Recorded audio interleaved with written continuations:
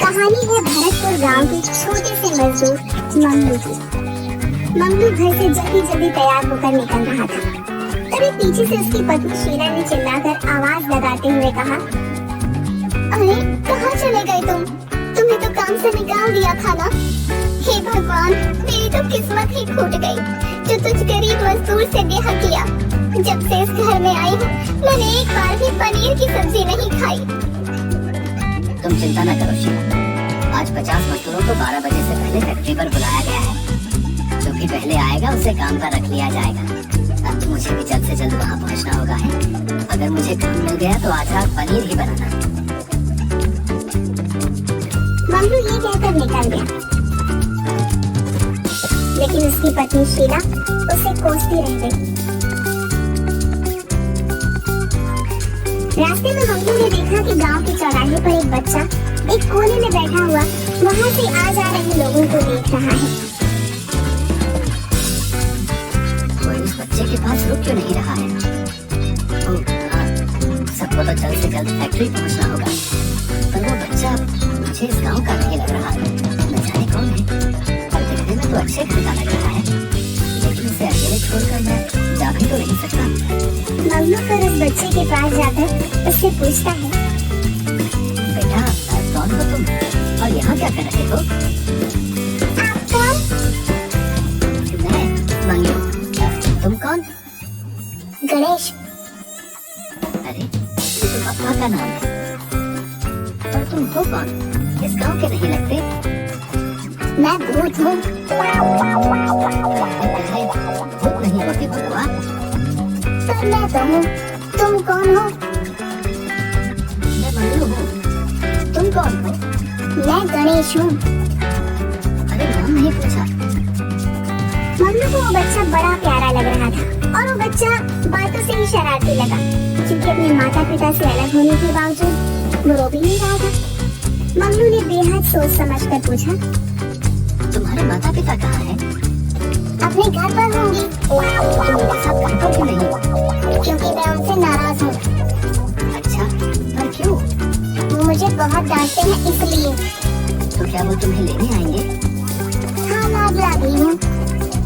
मंगलू उसकी बात सुनकर एक बार फिर से हंसने लगता है और सोचता है, ये बच्चा तो बड़ा शैतान लगता है। शायद इसके माता पिता को पता है कि ये कहाँ है। मुझे चलना चाहिए वरना मुझे देर हो जाएगी। अच्छा तो तुम अपने माता पिता का इंतजार करो है। कोई ना कोई तुम्हें लेने जरूर आएगा, ठीक है? मैं चलता हूँ। अच्छा। ये बोलकर मंगलू आगे बढ़ जाता है, पर कुछ कदम चलकर वो रुक जाता है और पीछे मुड़कर देखता है तो मंगलू हैरान रह जाता है, क्योंकि गणेश उसके पीछे पीछे चला आ रहा था। अरे तुम मेरे पीछे क्यों आ रहे हो? वहीं बैठो, तुम्हारे माता पिता तुम्हें लेने आ जाएंगे। जाओ। नहीं, मैं तुम्हारे साथ ही जाऊंगा। अरे बेटुआ, मुझे फैक्ट्री जल्दी पहुंचना है और तुम्हारा वहाँ कोई काम नहीं है। नहीं नहीं, मुझे तुम्हारे साथ जाना है। गणेश दौड़कर उसके पीछे आने लगता है। तभी एक पत्थर से टक्कर खाकर वो नीचे गिर जाता है, जिससे उसकी चीख निकल जाती है। मंगलू जल्दी से उसके पास आकर उसे उठाते हुए कहता है, अरे दीदी, गिर गए ना? क्यों पीछा कर रहे हो मेरा बेटुआ? वहाँ बैठ क्यों नहीं जाते? मुझे तुम्हारे साथ आना है। और मैं तो काम से जा रहा हूँ, अकेले नहीं जा रहा। मुझे भी तुम्हारे साथ चलना है। गणेश जोर जोर से रोने लगता है, तो मंगलू जल्दी से उसे चुप कराने के लिए उससे कहता है, अच्छा चुप चुप चुप, कुछ नहीं हुआ, कुछ नहीं हुआ। तुम्हें मेरे साथ चलना है ना? चलो। हाँ। तो तुम मेरा हाथ पकड़ लो, चलो। मंगलू उस बच्चे का हाथ पकड़कर उसे अपने साथ लेकर चलता है। उसे मंगलू का हाथ पकड़ रखा होता है, इसलिए मंगलू को भी रुकना पड़ता है। फिर वो उस बच्चे की तरफ देखकर बोलता है, क्या हुआ? जल्दी चलो भाई, हमें जल्द से जल्द फैक्ट्री पहुंचना है। पर मुझे सुसु जाना है। ये क्या होता है बबुआ? अरे सुसु नहीं पता, मुझे वॉशरूम जाना है। क्या बोले? वॉशरूम क्या होता है? गणेश ने अपने छोटे छोटे हाथों को उठाया और उसे अपनी आखिरी उंगली दिखाते हुए बोला, ये मुझे सुसु करना है। अच्छा तो तुमको यहाँ जाना है, तो चलो हमारे साथ। मंगलू उसे ले जाकर कर एक पेड़ के पीछे खड़े करते हुए बोला, कर लो तुम्हारा सुसु। छी, मैं यहाँ सुसु नहीं करूँगा, मुझे वॉशरूम में ही जाना है।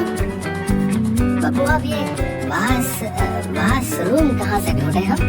चलो कर लो, हमें देर हो रही है, जल्दी करो। नहीं, मैं यहाँ नहीं जाऊँगा। अरे बब्बुआ मान जाओ, काहे इतनी नौटंकी कर रहे हो? अच्छा चलो, हम तुम्हें चॉकलेट खिलाएंगे, ठीक है? सच्ची? ठीक है, फिर मैं जाता हूँ। थोड़ी देर बाद मंगू उसे फैक्ट्री की तरफ लेकर गया, पर वहाँ पर आकर देखता है कि उसे देर हो चुकी थी और 50 लोगों को रख भी लिया था। बाकी लोग वहाँ खड़े नारे लगा रहे थे। तभी उनमें से एक बोला, हमको भी इंसाफ चाहिए, हमें हमारा काम वापस दो। यहाँ सुनने वाला कौन है? कोई नहीं।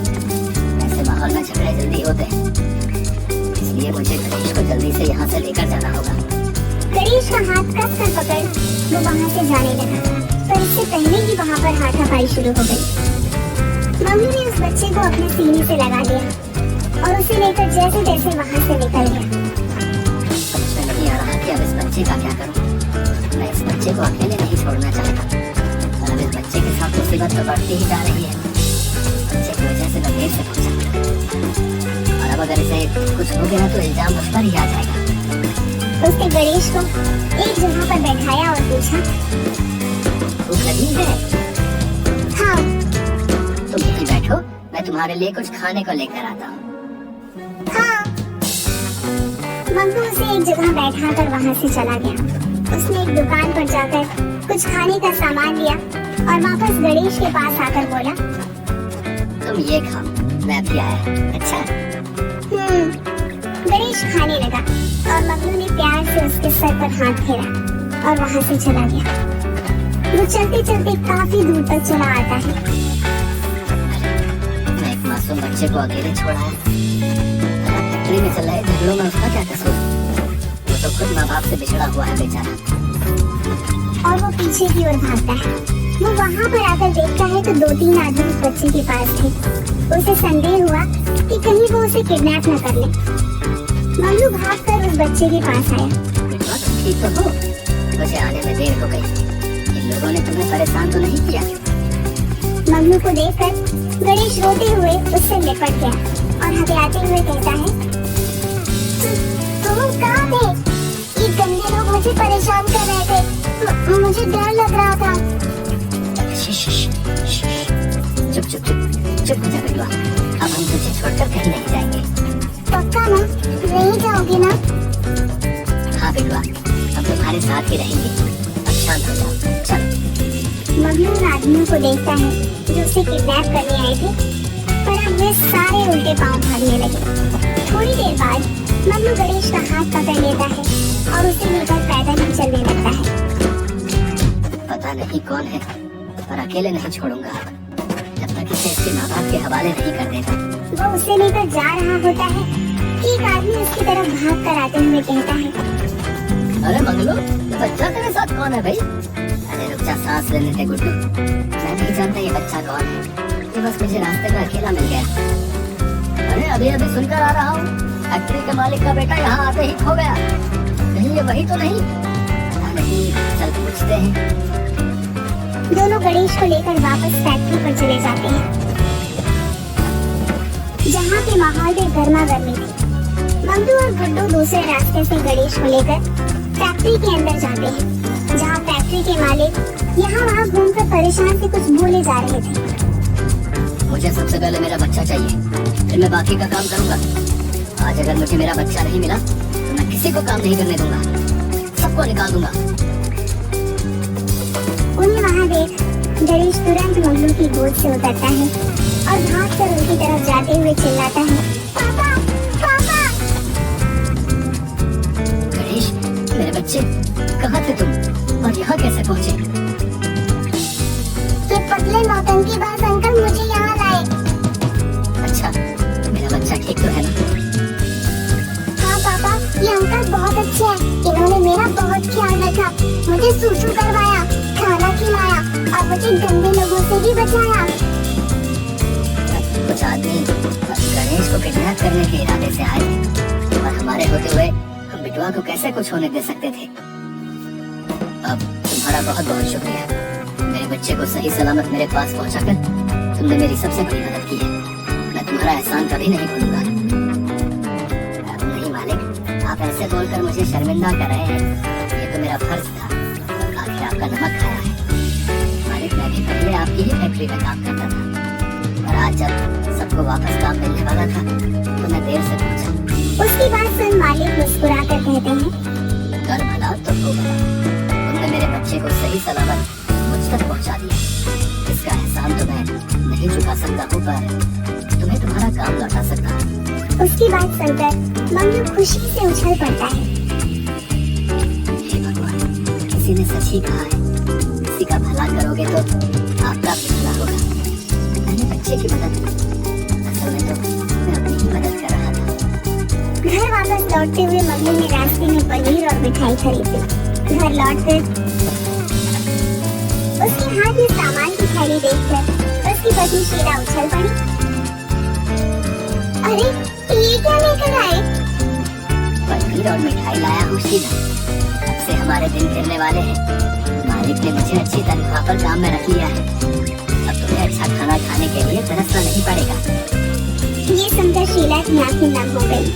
लेकिन ये सब हुआ कैसे? मम्मी उसे पूरा किस्सा सुनाता है। तब शीला मुस्कुराते हुए कहती है, कर भला तो हो भला।